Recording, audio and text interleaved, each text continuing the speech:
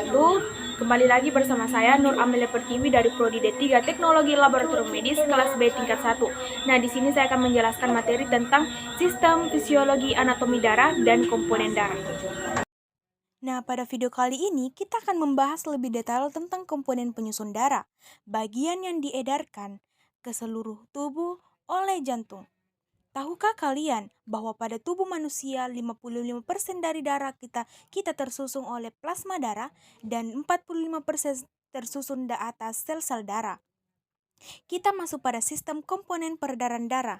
Nah, darah sangat berfungsi untuk mengangkut nutrisi, oksigen, hormon, dan senyawa kimia lain ke seluruh tubuh dan mengangkut karbon dioksida dan sisa metabolisme keluar tubuh serta menjaga tubuh dari serangan penyakit.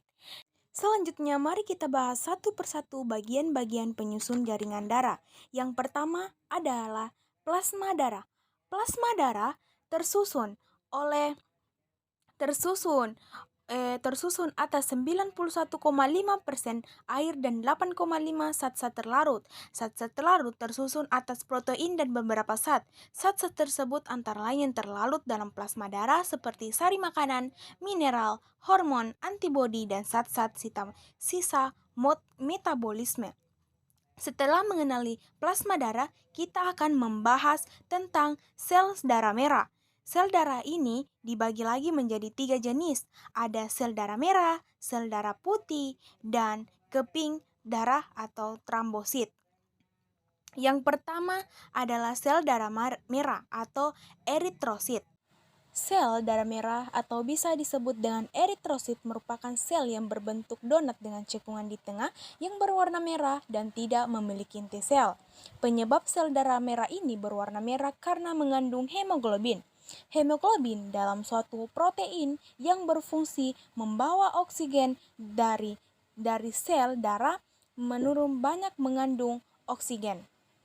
Sangat banyak mengandung oksigen. Nah, yang kedua itu ada sel darah putih atau leukosit. Jumlah sel darah putih tidak sebanyak jumlah sel darah merah. Fungsi utama leukosit adalah melawan kuman atau bibit penyakit yang masuk ke dalam tubuh.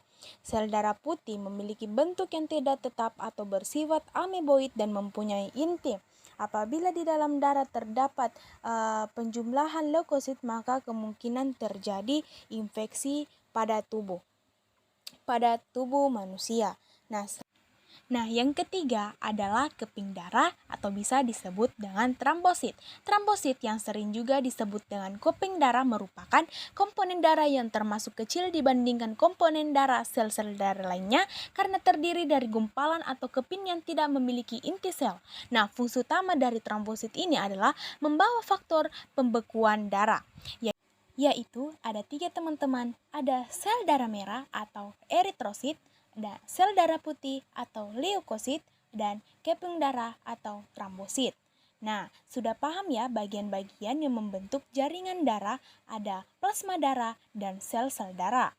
Sel-sel darah dibagi lagi menjadi 3 jenis, ada sel darah merah, eritrosit, sel darah putih, leukosit, dan keping darah trombosit.